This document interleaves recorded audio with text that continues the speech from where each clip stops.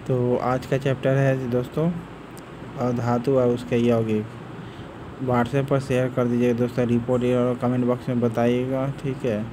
सो पहला क्वेश्चन है आपका, कौन हीरा और ग्रेफाइट किसके अप्रूफ होते हैं? तो कार्बन के होते हैं। हीरा और ग्रेफाइट किसके अप्रूफ है? कार्बन के। किसमें कार्बन नहीं होता है? किसमें कार्बन नहीं होता है दोस्तों? तो कोयला में कार्बन नहीं होता है, जबकि कोयला, ग्रेफाइट और हीरा सब में कार्बन नहीं होता है, लेकिन अप्रूफ है हीरा ग्रेफाइट। तत्व तो एलिमेंट हो गया कोयला, इसमें से कोई नहीं हुआ, लेकिन शुद्ध कार्बन का रूप है कौन? हीरा। हीरे का प्रयोग प्रकाश परावर्तित करने की योग्यता होती है, इसी कारण गहनों में रत्न की तरह प्रयोग किया जाता है। यस, पहला सही है दोस्तों। विद्युत का कुचालक है, ये यहाँ सुचालक दिया, गलत है। इसे कांच, संगमरमर, पत्थर, अन्य कठोर पदार्थों को काटने के लिए प्रयोग किया जाता है। हीरा का, यह सही बात है। संगमरमर किस चीज़ से बना होता है? ज़रा कमेंट बॉक्स में बताइएगा दोस्तों। शैलो यानी पत्थरों के बेधने के लिए, ओके, रॉक को पेंट्रेशन करने के लिए प्रयोग किया जाता है कौन? तो हीरा। तो यानी चौथा भी सही है, तो 1, 3, 4 सही होगा। कौन मूल तत्व है? मूल तत्व कौन होगा आपका? तो हीरा आपका मूल तत्व होता है। हीरा आपका क्या है? मूल तत्व है। कार्बन का शुद्ध रूप कौन है? हीरा। ओके, मूल तत्व भी हीरा हो गया, कार्बन का शुद्ध रूप भी हीरा हो गया। कार्बन का शुद्ध रूप कौन होगा? हीरा। और मूल तत्व कौन होगा? हीरा।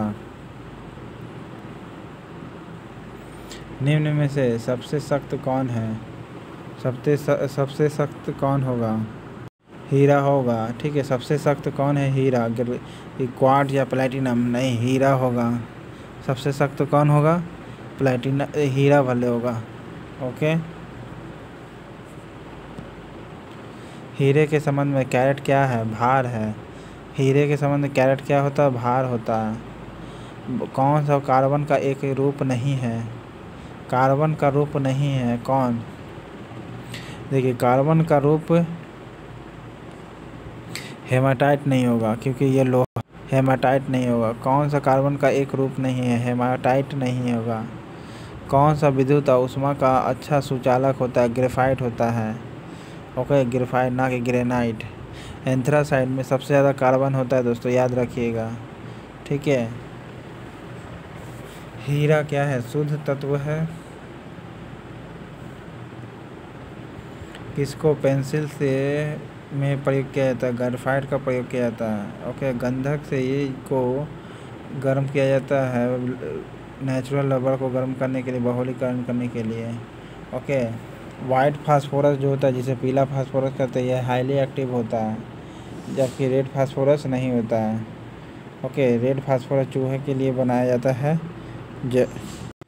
सूक्ष्म सेलों में धनात्मक क्षय होती है किसकी? ग्रेफाइट की होती है, ओके। सूक्ष्म सेलों में ग्रेफाइट की क्षय होती है, ओके। पित्तल से कौन कौन बर्तन में यूज किया जाता है? ज़रा कमेंट बॉक्स में आप बताइएगा दोस्तों। जिंक से क्या किया जाता है? जिंक से क्या क्या किया जाता है दोस्तों? लोहा को परत चढ़ाई जाती है, ओके। और तांबे का प्रयोग सोना को बनाने में प्रयोग किया जाता है, हार्डनेस देने के लिए। कौन सा अच्छा स्नेहक होता है, यानी गंध युक्त कौन होता है? तो ग्रेफाइट का चूर्ण होता है।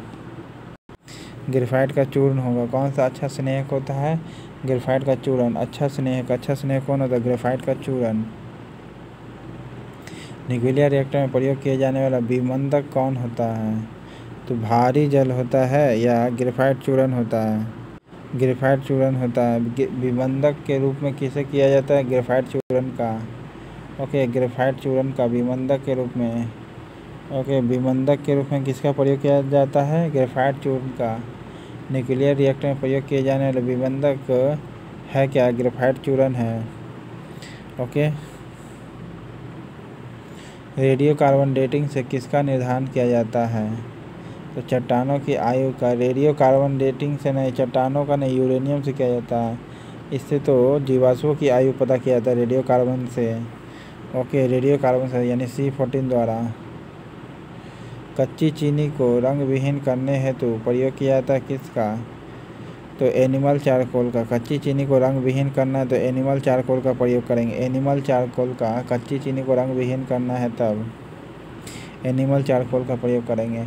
रक्त तप्त कार्बन पर जल वाष्प प्रवाहित होता है तो क्या बनेगा? तो जल गैस बनता है। क्या बनता है? जल गैस।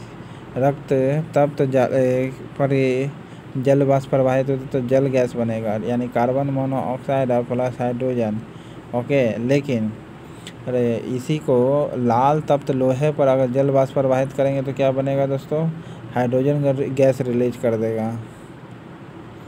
वह तत्व जिसमें सबसे अधिक श्रृंखलन गुण दिखाई देती है तो किसमें सबसे अधिक श्रृंखलन गुण होता है? तो कार्बन में। हीरे का जवाहरात के रूप में उपयोग उसके लिए किस गुण पर निर्भर करता है? अपवर्तनांक पर निर्भर करता है। ठीक है, अपवर्तनांक पर निर्भर करेगा। हीरे जवाहरात का रूप में उपयोग की किस गुण पर निर्भर करता है? अपवर्तनांक पर। कार्बोरेंडम निम्नलिखित में से किसका दूसरा नाम है? कार्बोरेंडम किसका दूसरा नाम है? कार्बोरेंडम निम्नलिखित में से किसका दूसरा नाम होगा? तो कैल्शियम कार्बाइड का। कार्बोरेंडम किसका दूसरा नाम है? सिलिकॉन कार्बाइड का। सिलिकॉन कार्बाइड का। ओके, सिलिकॉन कार्बाइड का कार्बोरेंडम नाम है। कार्बोरेंडम किसका नाम है? सिलिकॉन कार्बाइड का। कार्बोरेंडम किसका दूसरा नाम है? दूसरा नाम किसका है? सिलिकॉन कार्बाइड का। कार्बोरेंडम किसका दूसरा नाम है? सिलिकॉन कार्बाइड का। कोयले के निम्न प्रकारों में से कि एक में से शेष प्रकारों की अपेक्षा अधिक प्रतिशत अंश कार्बन का होता है। कोयले के निम्न में से किसमें शेष प्रकारों की अपेक्षा अधिक प्रतिशत अंक होता है? एंथ्रासाइट में सबसे आपका क्या होता है? सबसे ज़्यादा कार्बन होता है दोस्तों। ओके, एंथ्रासाइट कोयला में सबसे ज़्यादा कार्बन का प्रतिशत होता है। और पीट जो होता है कोयला का आरंभिक अवस्था कहलाता है।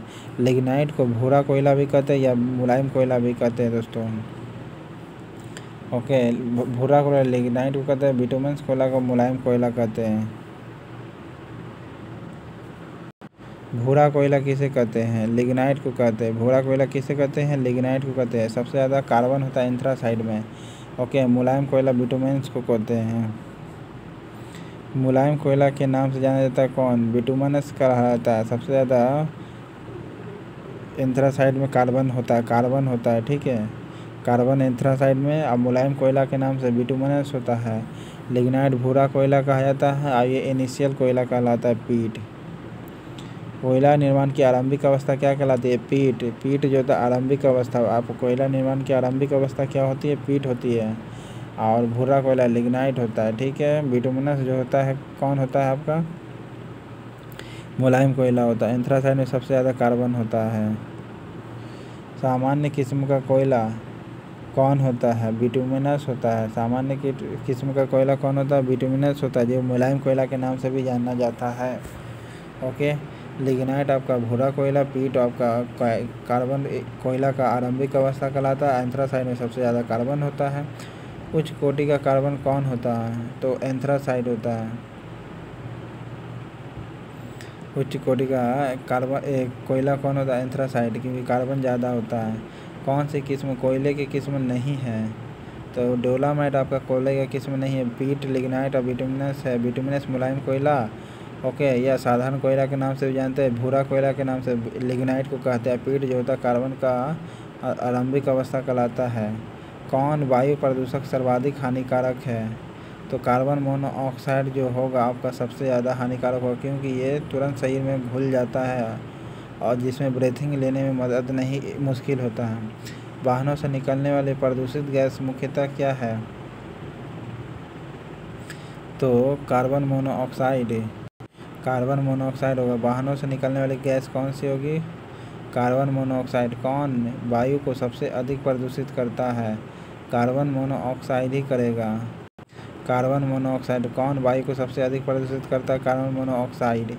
कार्बन मोनोऑक्साइड विषाक्तता निम्न में से किसको मुख्यतः प्रभावित करती है? रक्त की ऑक्सीजन को वहन करने की क्षमता को प्रभावित करती है। रक्त की ऑक्सीजन को वहन करने की क्षमता को प्रभावित करती है कार्बन मोनोऑक्साइड की विषाक्तता। नीली ज्वाला के साथ जलने वाली गैस कौन होती है? कार्बन मोनोऑक्साइड होती है। नीली ज्वाला के साथ जलने वाली गैस कौन होती है? Carbon monoxide. कौन सा वायु प्रदूषक ऑक्सीजन की अपेक्षा अधिक शीघ्रता से रक्त के साथ हीमोग्लोबिन में मिल जाते हैं? Carbon monoxide. ठीक है, कार्बन मोनोऑक्साइड जो ऑक्सीजन की अपेक्षा अधिक शीघ्रता से रक्त में घुम जाता है हीमोग्लोबिन में, तो कार्बन मोनोऑक्साइड होगा। ओके, वायु में कार्बन डाइऑक्साइड की मात्रा कितनी है? तो 0.03%। 0.03% कार्बन डाइऑक्साइड की मात्रा कितना होगा? 0.03%। निम्न में से कौन सी गैस प्रकाश संश्लेषण प्रक्रिया के लिए आवश्यक है? कार्बन डाइऑक्साइड आवश्यक है, जो 0.03% है। ओके, ये हीमोग्लोबिन में तुरंत मिल जाता है कार्बन मोनोऑक्साइड, जिसे सांस लेने में दिक्कतें महसूस होती है। ओके, वायुमंडल में सबसे ज़्यादा पाए जाने वाला नाइट्रोजन होगा, ब्रह्मांड में सबसे ज़्यादा पाए जाने वाला हाइड्रोजन होगा। ओके, लेकिन ऑक्सीजन क्रस्ट पर सबसे ज़्यादा सेकंड नंबर पर पाया जाता है। मुख्य विधि जिसके द्वारा पर्यावरण में कार्बन डाइऑक्साइड गैस कम होती है, तो किसके द्वारा? प्रकाश संश्लेषण द्वारा कार्बन डाइऑक्साइड गैसें कम होती है, प्रकाश संश्लेषण द्वारा। और ये कार्बन डाइऑक्साइड नहीं रहेगी तो प्रकाश संश्लेषण नहीं होगा। ओके, जिससे वायु का टेम्परेचर लो हो जाएगा। कैटलिस्ट की खोज किसने किया था दोस्तों? ज़रा कमेंट बॉक्स में बताइएगा। प्रकाश संश्लेषण में पौधों द्वारा कौन सी गैस उपयोग की जाती है? प्रकाश संश्लेषण में पौधों द्वारा कौन सी गैस उपयोग की जाती है? तो कार्बन डाइऑक्साइड की। ठीक है, कार्बन डाइऑक्साइड की प्रकाश संश्लेषण में। रात को पेड़ के नीचे सोने की सलाह नहीं दी जाती है, क्योंकि तब इससे क्या होता है? कार्बन डाइऑक्साइड का रिलीज होता है। कार्बन डाइऑक्साइड का क्या होता है? मोचन होता है। ओके, कार्बन डाइऑक्साइड का मोचन होता है। कार्बन डाइऑक्साइड जल से अभिक्रिया करके क्या बनाती है? कार्बोलिक एसिड बनाएगी। ठीक है, कार्बोलिक या कार्बोलिक नहीं बल्कि कार्बनिक एसिड बनाएगी। कार्बन डाइऑक्साइड जल से अभिक्रिया करके कार्बनिक अम्ल बनाएगी। नीक होगा, ना कि लीक होगा, कार्बनिक होगा, अम्ल बनाएगा, कार्बनिक एसिड बनाएगी कार्बन डाइऑक्साइड जल से अभिक्रिया करके। आग बुझाने के लिए प्रयुक्त गैस कौन सी है? तो कार्बन डाइऑक्साइड का प्रयोग करते हैं आग बुझाने के लिए। ओके, अरे कार्बन मोनोऑक्साइड जो शरीर में तुरंत घुल जाता है हीमोग्लोबिन में, सांस लेने में दिक्कतें महसूस होती है। किसकी उपस्थिति का चूने का पानी वायु में रखने पर दूधिया हो जाता है?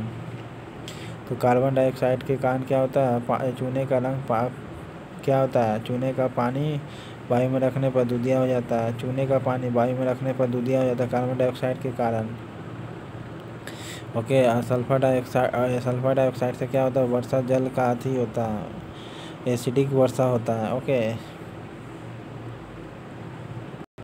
बियर को भंडारित करने से पहले उसमें कौन सी गैस मिलाई जाती है? तो कार्बन डाइऑक्साइड मिलाई जाती है। बियर को भंडारित करने से पहले कौन सी गैस मिलाई जाती है? Carbon dioxide.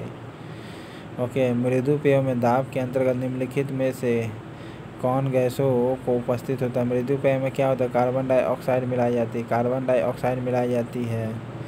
Okay, carbon monoxide जो गाड़ी वाहन से निकलता है carbon monoxide. Okay, soda water में प्रयुक्त गैस कौन सी है? सोडा वाटर में प्रयुक्त होता है कार्बन डाइऑक्साइड। ठीक है, कार्बन डाइऑक्साइड होती है। सूक्ष्म बर्फ किसका ठोस होता है? तो कार्बन डाइऑक्साइड का होता है। सूक्ष्म बर्फ किसका ठोस होता है? कार्बन डाइऑक्साइड का। विबंधक के रूप में किसका प्रयोग किया जाता है? भारी जल का विबंधक के रूप में। ओके, न्यूक्लियर रिएक्टर में। ओके, भारी जल को न्यूट्रॉन को देखिए विबंधक हो और न्यूट्रॉन को कंट्रोल करना हो तो भारी जल का प्रयोग करते थे दोस्तों। सूक्ष्म बर्फ में किसका ठोस स्वरूप है? कार्बन डाइऑक्साइड का। गेहूं के आटे में यीस्ट मिलाकर डबल रोटी बनाने से वह स्पंजी या कोमल हो जाती है। क्यों? क्योंकि कार्बन डाइऑक्साइड उत्पन्न कार्बन डाइऑक्साइड रोटी को स्पंजी बना देती है। कौन सा गैस समूह हरित घर प्रभाव से योगदान देता है? कौन सा गैस समूह जो हरित घर प्रभाव में योगदान देता है? तो कार्बन डाइऑक्साइड मीथेन भी होगा। ठीक है, कार्बन डाइऑक्साइड मीथेन होगा। ग्लोबल वार्मिंग के लिए उत्तरदायी कौन है? Carbon dioxide. ठीक है, कार्बन डाइऑक्साइड ग्लोबल वार्मिंग के लिए उत्तरदायी है। सौर सेलों में परंतु वाहनों से निकलता है कार्बन मोनोऑक्साइड। सौर सेलों में प्रयुक्त होने वाला पदार्थ कौन सा है? देखो, सौर सेल में सिलिकॉन का भी प्रयोग करते हैं दोस्तों, ठीक है। तो आपको यहाँ मानना सही होगा सिलिकॉन होगा सौर सेल में प्रयुक्त होने वाला पदार्थ। उपधातु भी कहा जाता है इसे। ट्रांजिस्टर बनाने में आमतौर पर किसका इस्तेमाल किया जाता है? सिलिकॉन का ट्रांजिस्टर बनाने में प्रयोग किया जाता है, सौर सेल में बनाने में भी। और सोना को हार्डनेस देने के लिए चांदी का प्रयोग किया जाता है, ठीक है। एल्युमिनियम इसका अयस्क का नाम बताइए कमेंट बॉक्स में दोस्तों। सिलिकॉन क्या है आपका?